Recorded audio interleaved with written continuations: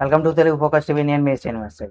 ఎవరైతే two wheeler వాహనదారులు ఉన్నారో వారికి పోలీసులు ఒక గుడ్ న్యూస్ చెప్పుకొచ్చింది. ముఖ్యంగా రోడ్డు ప్రమాదాలు నివారించడంతో పాటు అందులో భాగంగానే హైదరాబాద్ నగర పోలీసులు ఒక వినూత్నమైనటువంటి కార్యక్రమాన్ని కూడా చేపట్టారు.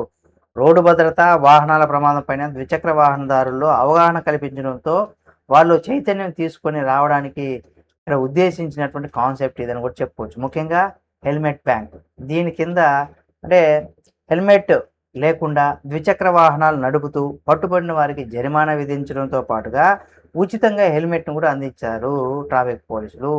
ఈ హెల్మెట్ తీసుకునే ముందు తమ ఫోన్ నంబర్లు, అడ్రస్సు, ఇతర పూర్తి వివరాలన్నిటిని కూడా ట్రాఫిక్ పోలీసులకు అందించాల్సినటువంటి అవసరం ఉంటుంది. అనంతరం 24 గంటల్లో కొత్త హెల్మెట్ను కొనుగోలు చేయాలి. అనంతరం ఆ పాత హెల్మెట్ను కూడా ట్రాఫిక్ పోలీసులకు తిరిగి ఇవ్వాలి. అంటే 24 గంటలు ఈ హెల్మెట్ను తిరిగి ఇవ్వకపోతే వ్యక్తిగత వివరాల ఆధారంగా వారిని ట్రాక్ చేస్తారు. మరోసారి జరిమానా విధించే అవకాశం లేకపోలేదు. అంతేకాకుండా మల్కాజిగిరి ట్రాఫిక్ పోలీసు స్టేషన్ పరిధిలో కూడా ప్రస్తుతం ఈ హెల్మెట్ బ్యాంక్ కాన్సెప్ట్ అమల్లోకి వచ్చింది.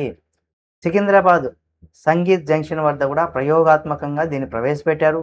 ఈ మధ్యాహ్నం ట్రాఫిక్ పోలీసులు కూడా హెల్మెట్ బ్యాంకును ప్రారంభించారు. ఇది విజయవంతమైతే మిగిలిన అన్ని పోలీస్ స్టేషన్లో దశల వారీగా అమలు చేసే అవకాశం ఉందని కూడా చెప్తున్నారు. అలాగే రోడ్డు ప్రమాదాలను కూడా నివారించడంలో హెల్మెట్ వినియోగం పైన కూడా ద్విచక్ర వాహనాలకు అవగాహన కల్పించడం అంటే కూడా దీని యొక్క ముఖ్య ఉద్దేశం. అయితే తొలి రోజే పలువురు ద్విచక్ర వాహనాలకు కొత్త బ్రాండెడ్ హెల్మెట్ను కూడా అందజేశారు కూడా. వారి నుంచి పూర్తి వివరాలు కూడా సేకరించారు. హెల్మెట్ బ్యాంకింగ్ కాన్సెప్ట్ గురించి వివరించారు. 24 గంటలు తిరిగి చెల్లించాల్సి ఉంటుందని కూడా చెప్పుకొచ్చారు. ఈలోగా కొత్త హెల్మెట్ను కొనుగోలు చేసుకోవాలి అని కూడా సూచించారు.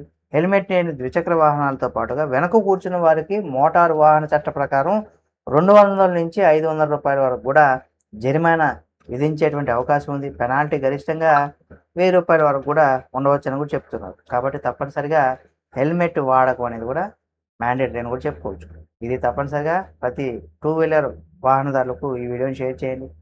హెల్మెట్ లేకుండా ప్రయాణం చేయకండి. మరిన్ని వీడియోల కోసం Telugu focus TV channel subscribe చేసుకొని పక్కనే ఉన్న బెల్ బటన్ ఒకటి మాత్రం మర్చిపోకండి.